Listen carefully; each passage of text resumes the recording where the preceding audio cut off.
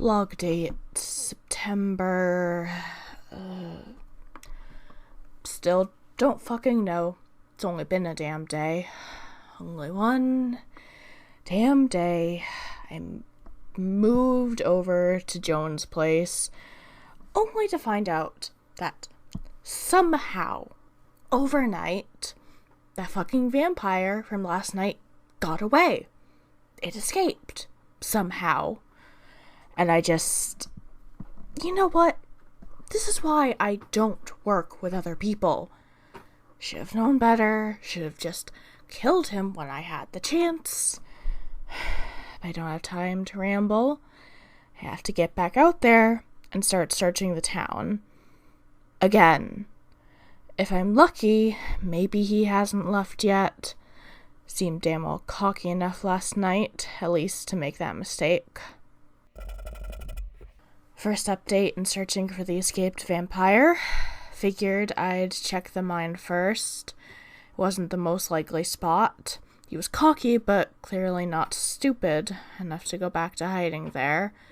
His leg was still there, but I left it alone because, no, not touching that. Ugh. Well, at least that's one place off the list. Second update in searching for the escaped vampire. Okay, I've been searching around the woods a bit. I keep feeling like I keep getting turned around. I'm not really finding anything, so I'm going to try and find my way out. It's, actually getting dark. Jeez, how long have I been out here? My fucking phone is dead, too. Not that it would have helped if it wasn't. At least I have my flashlight, but I should still try to get out of here before the sun fully sets. Okay, it's the next day. Third update and searching for the escaped vampire. I've been wandering around town. It's a pretty small town, and there aren't a lot of dark places for a vampire to hide in the daylight. I don't even know why I'm bothering. Even if he'd still been in town yesterday, there's no way he would have stuck around to today. Even with the missing leg, it clearly wasn't enough of a detriment to keep him in the cage. So, I don't know. I thought the whole thing of vampires turning into bats was bullshit, but I also clearly don't know nearly as much as I thought. Anyways, I've checked everywhere other than more specifically residential areas, but, no, not checking there. It was safe back when I first arrived, because I had the kid with me, but she's not doing so good. I'm wasting my time out here. He's gone. I'm not going to find him. I guess I'll just go back to Joan's. I'll be warmer at least. I swear it's freezing out here. At least, if nothing else, I have a slightly better grasp of the town's layout, which will be useful since I'm stuck here. And now I'm rambling. I should stop recording. What are you doing? Starting another log. Not going to bother with the dates anymore at this point. I barely did them half the time before anyways. Why bother? This doesn't have anything to do with any case. I still haven't really gotten a new one yet. Just, something happened, and I just needed a place to sort my thoughts out about it, I guess. And it's not entirely unrelated to the last case, so yeah. It's been a little while. Evie is back up again. She changed. I haven't really interacted with her much. Though I guess living with two vampires, her and Seuss, has been kind of interesting. Just being able to make small observations here and there. Like, for example, it seems like they can eat human food, though I assume it doesn't really sustain them in any way. It just doesn't hurt them, unless Joan is forcing them to eat it, even though it's making them sick, but that seems less likely. Anyways, getting back to why I'm actually starting this log. Apparently, there's like a council of vampires. I think they called themselves something like the Council of Vampiric Entities, which I guess would be Cove for short. I don't know. Anyways, apparently it's actually against their rules for vampires to turn people without the person's consent.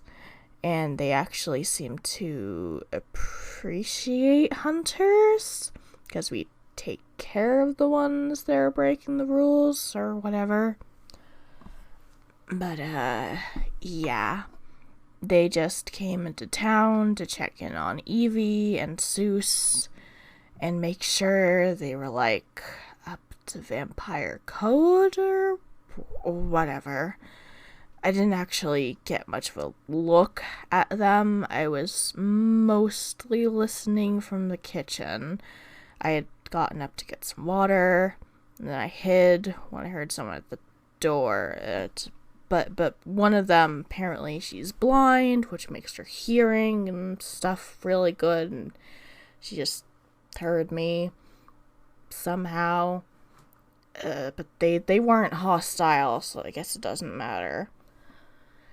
That's all I really have to say on it, I think. So I guess I'll end this log here.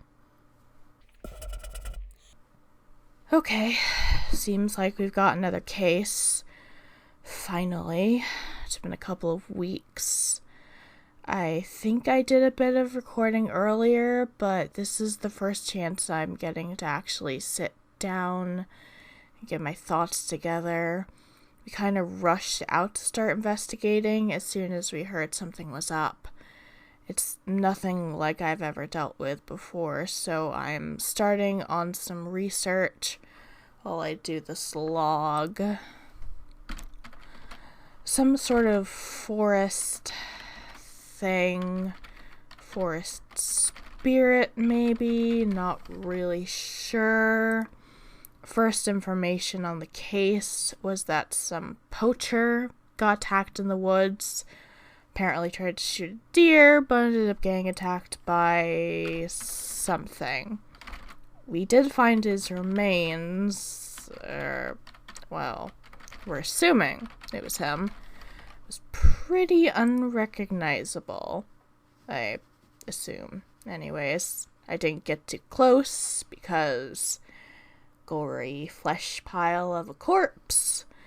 And I didn't know the guy, so it's not like I would have recognized him even if he was recognizable. Evie, on the other hand, she got a bit uncomfortably close to the corpse. She didn't do anything, but it was unnerving. Anyways, Iris, that is their name, pointed out that the gun was missing. Can only assume whatever killed the guy took his gun. While we were discussing the case in the clearing, something really weird happened. There was this ghost deer. It was definitely a deer, but it was glowing white. I'm not actually sure if it's what killed the guy, but it was the only thing that seemed out of place other than, the corpse. But Yeah, I kind of just ran into the clearing, stared at us, then started walking towards us. And this is the point where I made that short audio note earlier. Right after I made that note, someone walked into the clearing. Didn't recognize them at first. They were too far away to start with, and even if they hadn't been, I'd only met them once before. Over a year ago. Back when... Well, it doesn't matter. I think Iris might know them too. They seem to vaguely recognize each other. Or maybe I was just misreading that. I'm not the best at reading people, so I'm probably wrong. Well, no. I think they actually knew their name. Moss. Before they said it. I guess? I think? Regardless, it doesn't matter. I'm getting off track. Whatever the deer was, it clearly isn't corporeal, at least not fully, because after Iris and Moss talked a bit back and forth, something else happened that startled the deer, and it ran right through me. Not like brushing up against me. It literally ran right through me. It was not the most pleasant thing. It didn't hurt or anything. I don't remember feeling anything at all. It was just unsettling. I didn't have time to really dwell on that, though, because whatever scared the deer off started laughing, and the trees started moving. They didn't attack us, though I was ready to defend myself if I had to. For a split second, I wasn't sure until I saw everyone else reacting to it, that it was real. Of course, Iris, who was clearly just filled with bright fucking ideas, decided that taunting the forest with fire was the best plan they could come up with. Of course, then the tree started attacking. Only them, but I was right next to them, so that really wasn't great.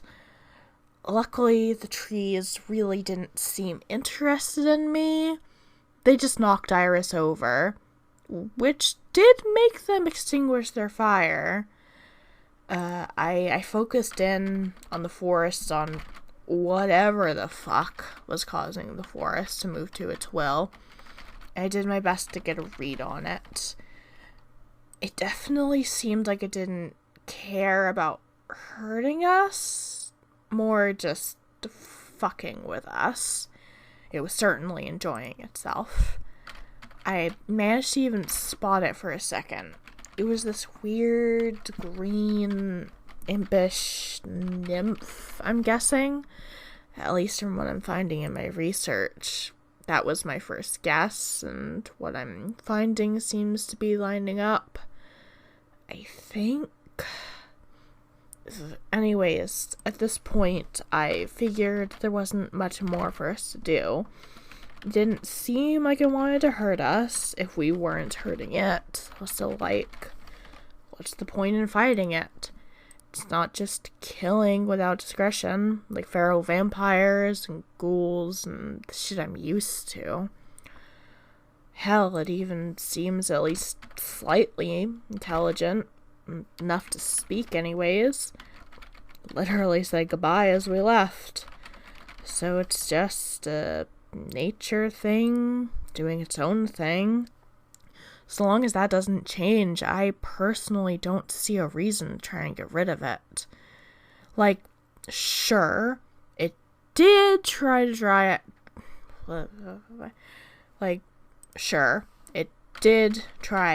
Iris back in when they joked. Well, I fucking hope they were joking about burning down the forest to get rid of it. But, to be fair, it probably didn't know they were joking. It was just acting in self-defense. And Iris is lucky. We were willing to grab them and not let them get dragged away. I swear, are these their friends' hunts? First, they let the fucking vampire get away. Then they almost get killed here. Clearly, they're not responsible enough. Hell, even the kid seems more responsible. And she's 17. And this has definitely been her first times. But we went back to Joan's place. Had some sort of, like, group meeting, I guess. Talked about what we knew for the case. I recorded the whole meeting because written notes are not my specialty. And I'd rather have everything in one place. Only reason I'm even making this separate log is that everyone else kept getting off track and off topic, which, I mean, not that I don't do that, but at least the way I do makes sense. None of these people ever seem to make sense. Especially not Iris. I really don't know what their deal is. You know what? I don't think I even want to know. It's none of my business anyways, so long as they don't make it my business.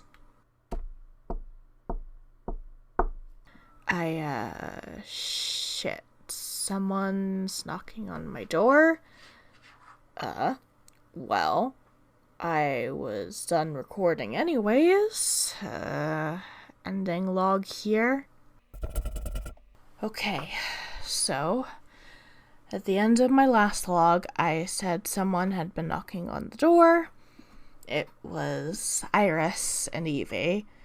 They wanted to go back into the forest for some reason. I told them it was a bad idea, but they wouldn't listen. So I followed them.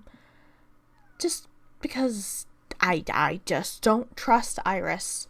Especially not to go back into a potentially dangerous situation with the kid. That just seemed like it was a disaster waiting to happen. Apparently, they didn't even have a solid idea of why they wanted to go back in, and so we ended up just wandering around aimlessly. For a second, I thought I saw... Well, it doesn't matter. Neither of them saw it, and Evie's a vampire. So I presume she has some sort of, like, night vision or something. If anyone had the best chance of spotting something, it should have been her. Yeah, she didn't. So, it was probably nothing. Though, no, nothing. It was nothing. Anyways, after prodding them for a bit, Evie wanted to find the clearing we first found. Though why she would, I really, really don't know. Iris wanted to find that deer, which, again, considering them, I really don't know why they did. But I'd be lying if I said I wasn't at least vaguely intrigued by the idea of getting to study it up closer. I hadn't really found anything solid in my research yet, so I figured maybe getting another closer look could help. Maybe. But Evie insisted on going to the clearing first. Also, apparently my flashlight wasn't good enough for Iris, so they made some sort of light sphere? I guess it's good to know they can do shit other than fire. But, that's getting off track.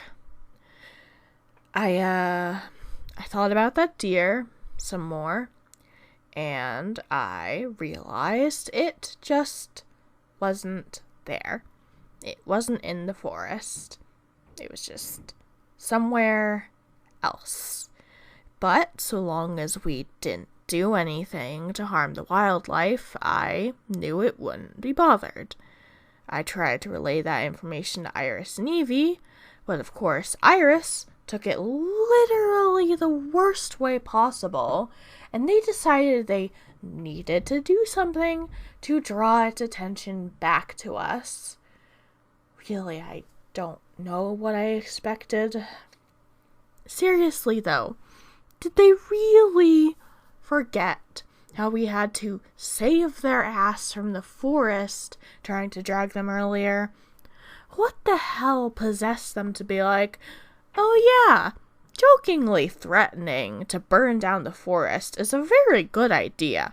It definitely didn't almost get me killed earlier. I just...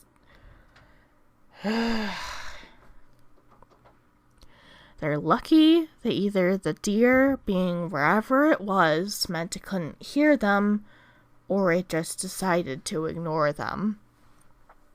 At least, if there was anything gained from Iris doing that, it showed that Evie, well, usually fine with their antics, would side with me in trying to stop them when it seemed like they were actually being serious about something. Not to mention that all their yelling caught Moss's attention. Guess they must have come back to the forest. Who knows, maybe they're camping out in there. I don't know.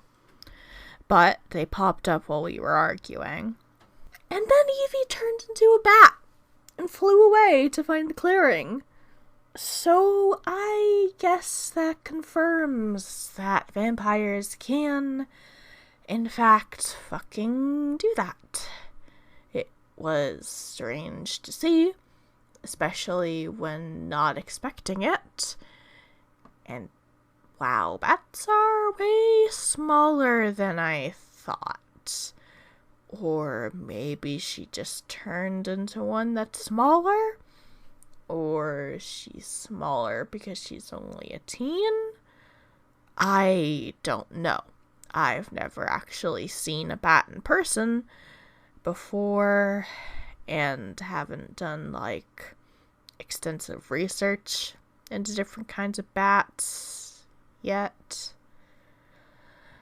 Anyways, it didn't take too long, I guess, for her to find the clearing, then come back and lead us to it.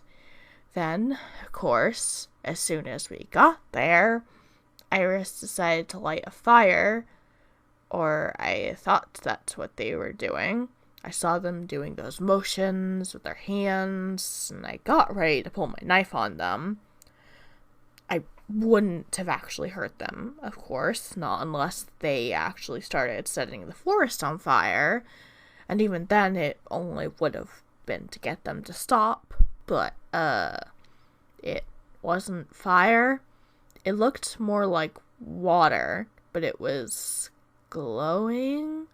It was like they were trying to make water that looked like fire. I'm assuming they were trying to trick the deer or something. I really don't know. Well, that's what happened anyways.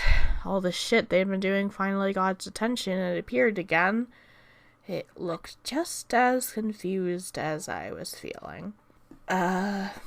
This isn't really relevant to the case, but Evie still hadn't transformed back from being a bat, but she must have gotten tired of flying, because she just landed on my head.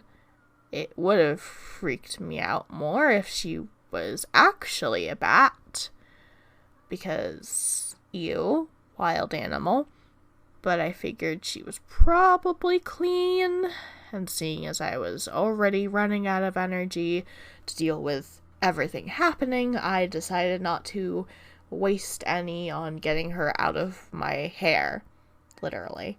So she was just there for a little while. Iris tried to communicate with the deer, asking if it could talk. Completely unsurprisingly, it just stared at them. Because deer don't talk, Iris. Not even glowing ones. But at least while talking to it, they admitted that they hadn't actually wanted to burn down the forest. They really did just want to talk to the deer, because apparently they thought that they could actually hold a conversation with the damn thing and ask it to just not kill people, which is a pretty naive move, but at least it was a move in the better direction. Until the deer got bored and disappeared again, and Iris, in an attempt to make it come back again, tried to use actual fire. They really don't ever learn. So of course, since I'd already been prepared to earlier, I actually had to pull my knife on them. It was a good thing I did for their sake, actually. The fire did bring the deer back, but it saw what I was doing and understood that I was trying to stop them, so it didn't just automatically attack them like it probably would have otherwise. Apparently, this time, Iris was trying to get the deer to tell them where the other thing went. The one that had been actually controlling the branches and laughing. I don't know why. They clearly hadn't figured it out yet, somehow, that the deer couldn't talk, and probably didn't even understand what we were saying. Not to mention that I had already made it clear that I knew how to track these things, but obviously paying attention isn't Iris's strong suit. Though, I guess, in the end, they got what they wanted. After enough verbal prodding, I got them to put the fire out, and when they did, the other thing showed up, exclaiming that presumably our argument was funny. And then Iris ran into the fucking woods after its voice. The deer had vanished at this point, and Evie flew off my head and after Iris, with Moss and I following behind.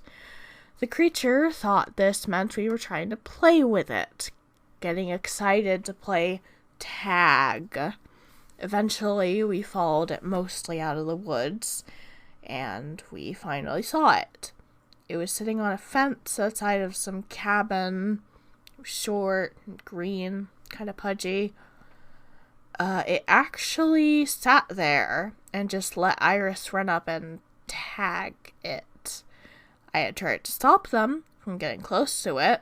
It could have been a trap, but I tripped. Actually hurt my hand pretty badly. I had to bandage it up when we got back to the house, and it still hurts like a motherfucker. Guess that's what happens when you impale your hand on a stick. I really don't know how it fucking happened. Just my luck, I guess. The thing found my misfortune absolutely hilarious, though, and after Iris tagged it, it ran up and tagged me while I was down. I didn't want to play along, but I didn't want to risk agitating the creature by not doing what it wanted, since it seemed pretty harmless so long as we played along. Anyways, it also got pretty annoyed by me calling it a nymph, like just really offended. Apparently it's actually a fairy. I thought those had wings, but to be fair, I've never done much research on them. But it didn't actually tell us what it was until after we caught it again. I managed to trick it into slowing down by pretending to trip, or trying to pretend. Kind of just ended up actually tripping again and breaking my flashlight on a rock, which really sucks. But, well, Joan isn't making me pay for the room she's letting me stay in, so I guess I can probably spare a bit of money to replace it. It was getting old anyways, even with fresh batteries, it was tending to, flicker a bit, you know? Off topic. Of course, Iris somehow managed to trip over me while I was on the ground. And of course, they basically landed on me, which, like, ow, dude, I don't appreciate getting squished. But, they did hit their head when they landed, so I guess I can't be too mad at them for that one specific thing. Though I had to patch them up when we got back to the house, which was great to do with an injured hand. But what was I supposed to do? Trust them to take care of it themselves? They probably would have managed to light their head on fire somehow. I don't know how, but I know they would have managed it somehow. Anyways, actually getting back to the case, I managed to trap it for a second, and that's when it told us what it actually is. It wouldn't give us any other straight answers, though. I tried to get Iris to help me hold it down to keep it still while we were interrogating it. But whether it be their natural ignorance or the head injury, literally all they did was just ask it not to leave, because that obviously was going to work. All we learned from it was that it's a fairy called Lucky. It refused to say whether or not it actually killed the poacher. It said it didn't, but then it said that maybe something that it did killed the hunter. It was just confusing, which isn't surprising. What little I know about fey creatures is that they love fucking with people. Before I had a chance to fully lose my patience with it, it fucking turned into a bird and flew away, which was frustrating. Nobody else even really tried to help me keep them from getting away or getting information out before they did. I swear I feel like I'm the only one taking any of this seriously. Evie even said she wanted to play with the fairy again, which, no, that isn't a good idea. I told her as much, but of course nobody listened to me. Why listen to the lady with 6 damn years of experience when you can just throw yourself into danger for fun?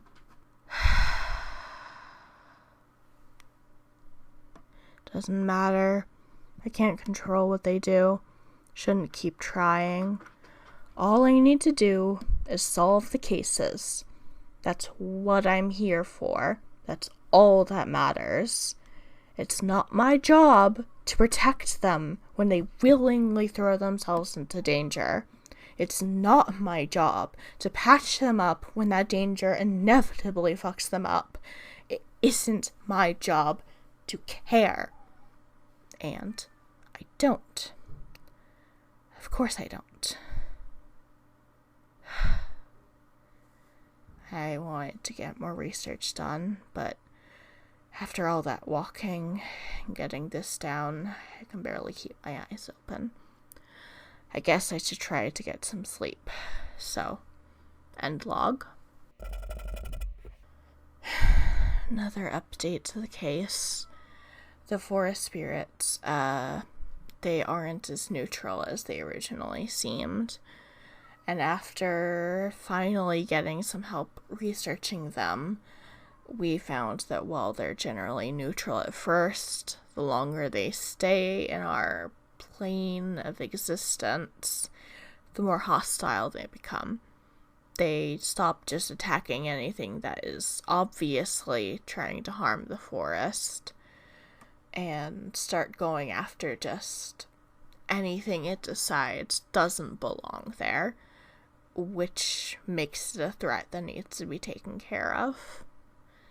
We'll be doing that tomorrow, but some of us are still a bit beaten up from our encounter with it last night. We're taking this one last night to rest more, recuperate, and tomorrow we'll be ending this case, hopefully. I need to actually get to bed. I'm tired, but I needed to just get this down. And now it is. So, end log. Alright, we dealt with the spirits. It wasn't easy, and that damned fairy got away. Or maybe something else got to it first. I know we were too busy fighting the spirits to deal with it, and then something happened. I didn't see it. Iris made some sort of comment about it, but I wasn't paying too much attention, if I'm being honest. Was barely able to stand upright at that point. But it should be over now. Well, assuming that the spirit rabbit and spirit bat that Iris and Evie grabbed don't restart the whole thing, but I didn't have the energy to fight them on it. The things seemed harmless enough, so it should be fine. I really hope it's fine. So, with that said, the case should actually be closed this time. I don't really have any other notes to make on it, so I'll just end this log here. Blooper reel. Anyways, I've checked else. If it was safe. I think